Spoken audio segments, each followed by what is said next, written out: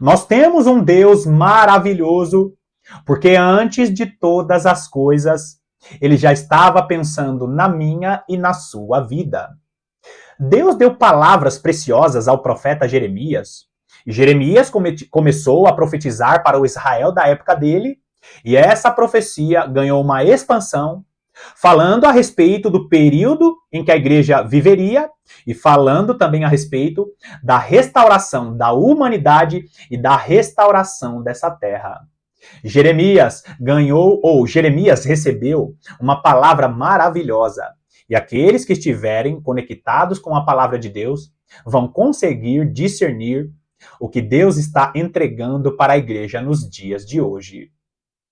Nós estamos meditando em uma série de vídeos falando a respeito das profecias de Jeremias para os últimos dias. Caso você não tenha assistido os vídeos anteriores, eu sugiro que você assista aos vídeos anteriores, porque esta série é uma série profundíssima para que entendamos o que Deus tem para as nossas vidas. Seja muito bem-vindo a mais um vídeo dessa série de mensagens, as profecias de Jeremias para os últimos dias. Que Deus te abençoe. Vamos para o vídeo.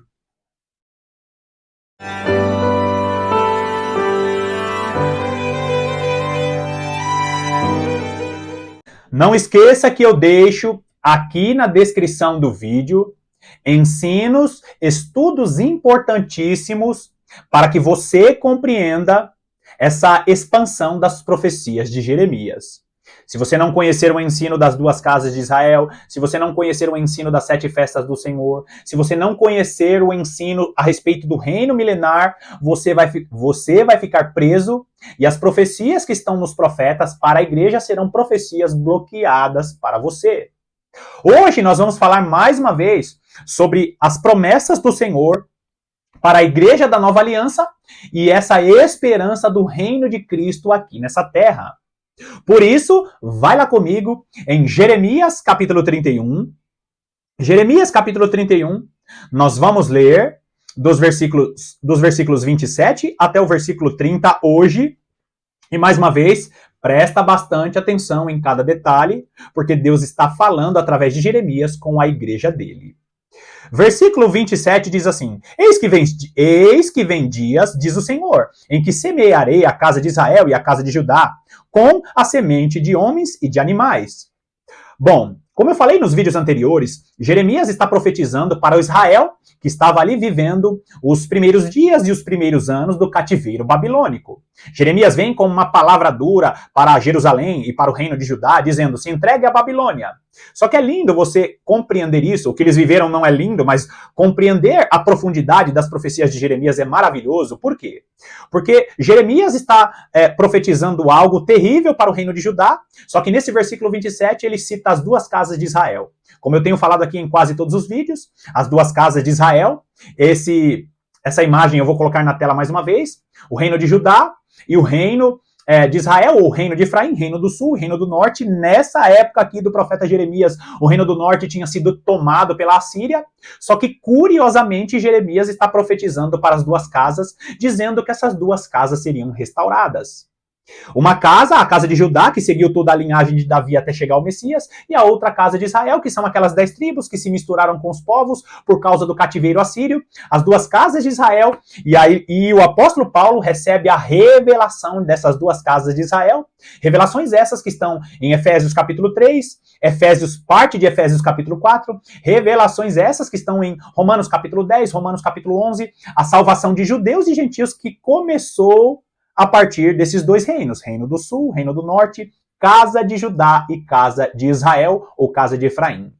Então, Deus está usando as 2 casas de Israel para falar sobre algo futuro, para falar sobre o período da igreja. Agora, olha o versículo 28. Como velei sobre eles para arrancar, para derribar, para subverter, para destruir e para afligir. Assim velarei sobre eles para edificar e para plantar, diz o Senhor. Grava bem esse versículo, porque ele também é fundamental para você entender os momentos em que Jeremias estava profetizando.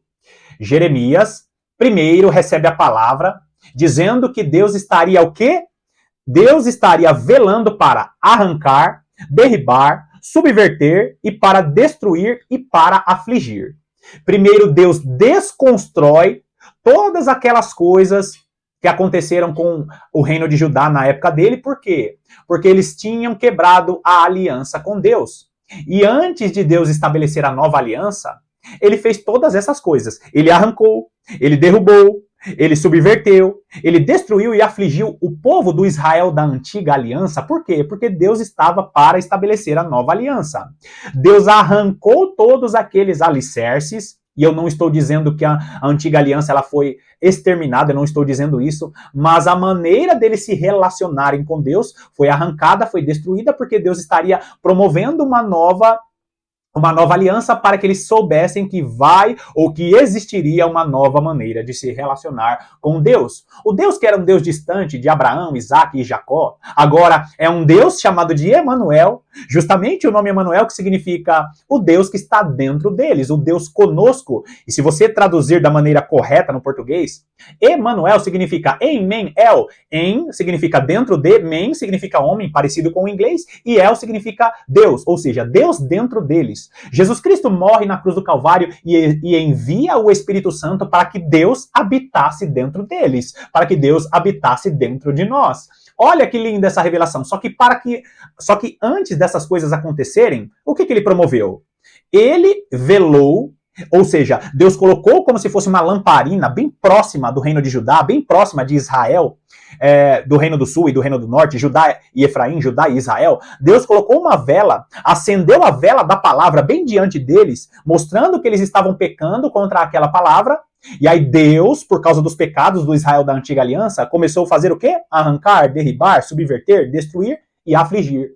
E ali nós vemos coisas maravilhosas acontecendo. Neemias, Esdras recebem essa palavra. Zacarias, primeiro Zorobabel, depois os profetas Zacarias, o profeta Malaquias. Nós vemos esta palavra da glória da segunda casa, o profeta Ageu. Nós vemos essa palavra da glória da segunda casa, por quê? Nesse versículo você está vendo o que Deus está fazendo para acontecer a glória da segunda casa. Ele primeiro arrancou, derrubou, subverteu, destruiu, afligiu. Assim velarei para quê? Assim velarei sobre eles para edificar e para plantar, diz o Senhor. Ou seja, Deus, ele desconstruiu a glória da primeira casa. Por quê? Porque ele estaria promovendo a glória da segunda casa. Agora, quando eu falo destruir, que Deus destruiu, desconstruiu, eu não estou anulando tudo aquilo que foi falado na antiga aliança. Na realidade, Deus estava destruindo e tirando o entendimento do que o povo da antiga aliança tinha em relação ao relacionamento com ele. E por que o versículo anterior cita as duas casas de Israel? É justamente a revelação que o apóstolo Paulo recebe. Porque agora, na glória da segunda casa, a glória do Israel da promessa, é uma glória que Deus está edificando e plantando, e essa edificação e essa plantação aconteceu por causa do sacrifício de Jesus Cristo na cruz do Calvário. É por isso que o profeta Oséias recebe uma palavra tremenda e maravilhosa, dizendo que os filhos de Israel e os filhos de Judá, o reino do sul, o reino do norte e o reino do sul, eles constituiriam sobre si uma só cabeça, e essa só cabeça constituída, ela promoveria o grande dia de Jezreel. Jesus Cristo morre na cruz do Calvário e ele foi semeado na terra. É por isso que a palavra ali, Jezreel, em Oséias, é justamente a palavra que significa Deus semeia. Judá e Efraim, eles constituíram sobre si uma só cabeça. Eles receberam Jesus Cristo como Senhor e Salvador.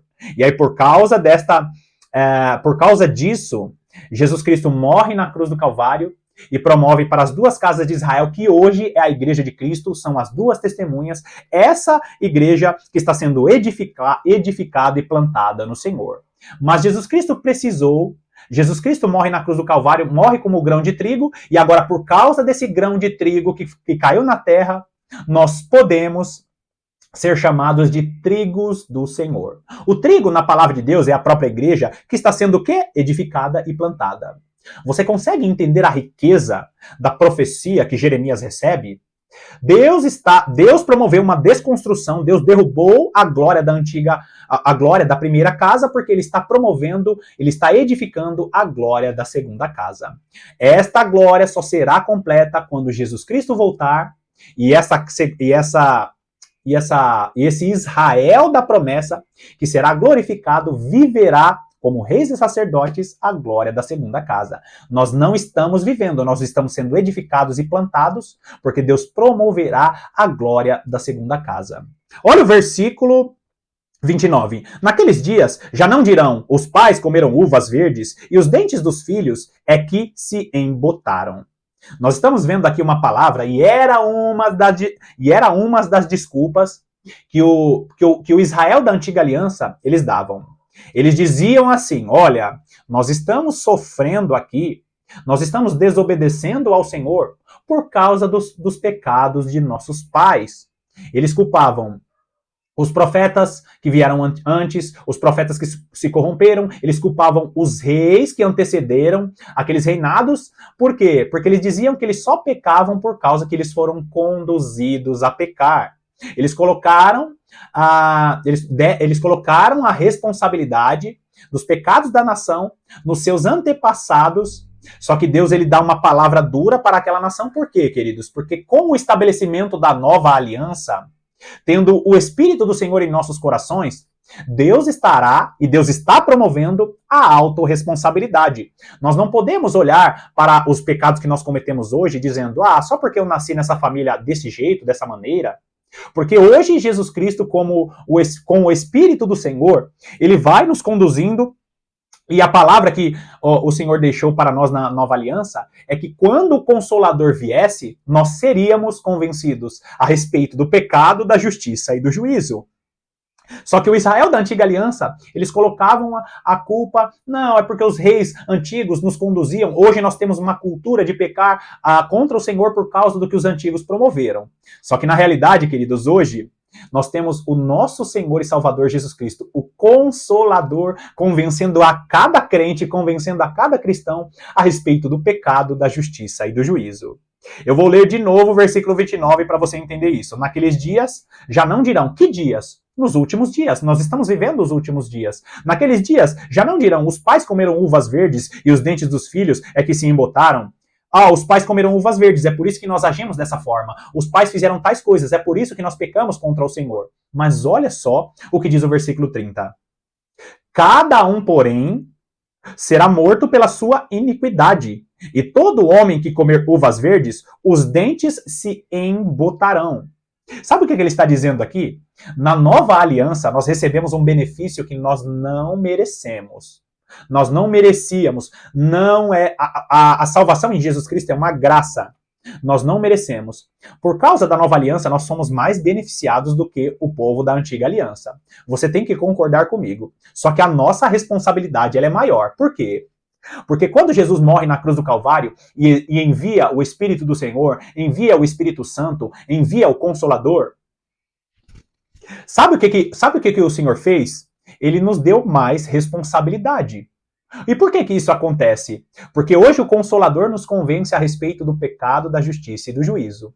Ou seja, nós não podemos mais colocar a culpa nos antepassados, não podia antes, mas hoje está claro, está evidente que o Espírito do Senhor convence a cada cristão, convence a cada crente, convence a cada pecador a respeito do seu próprio pecado e nos guia para viver o juízo e a justiça do Senhor. Se você recebe Jesus Cristo como Senhor e Salvador, no dia do juízo você herdará o reino eterno.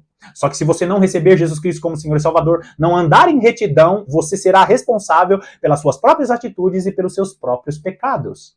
Você consegue perceber a importância do sacrifício de Jesus Cristo na cruz do Calvário, também na nossa vida pessoal, na nossa vida individual? Não podemos colocar as responsabilidades do que vivemos hoje em outras pessoas. Por quê? Porque nós seremos responsáveis pelas nossas palavras e principalmente pelas nossas atitudes. O Israel da antiga aliança diziam que a culpa era daqueles líderes dos pais dos antigos que conduziam eles a adorar outros deuses, que conduziam eles a ter várias esposas. Só que o Senhor disse E o Senhor disse através da boca do profeta Jeremias, e você está vendo nesse versículo 30. Cada um, porém, será morto pela sua própria iniquidade. Por quê? Porque o Espírito do Senhor, no período da igreja, estará convencendo a cada pessoa a respeito do pecado, da justiça e do juízo. Queridos, Deus usou a boca do profeta Jeremias para falar que a glória da segunda casa que estava sendo edificada, cada crente, cada cristão será responsável, porque agora o Deus que era o Deus de Abraão, Isaac e Jacó, agora esse é o Deus pessoal e particular. O Espírito do Senhor pode falar com você agora, pode falar com outro cristão nesse exato momento, porque a glória da segunda casa é uma glória em que Deus não está mais pelos seus filhos. Deus não é mais pelos seus filhos. Deus não anda, não caminha ao lado dos seus filhos. Agora, Deus é aquele que habita dentro de seus filhos. Porque hoje nós precisamos ter essa ideia, entender que a nossa responsabilidade é maior, porque Deus está colocando o Espírito dele para que tenhamos um relacionamento pessoal e particular com ele. Bom, Deus está falando aqui através do profeta Jeremias sobre essa proximidade do nosso Deus, porque a glória da segunda casa ela é maior hoje, justamente por causa da palavra que a mulher samaritana recebeu. Chegará o tempo em que os verdadeiros adoradores adorarão ao Pai em espírito e em verdade. Ou seja, o Senhor sabe tudo que está em nosso íntimo e cada pessoa na glória da segunda casa será responsável pelas suas atitudes.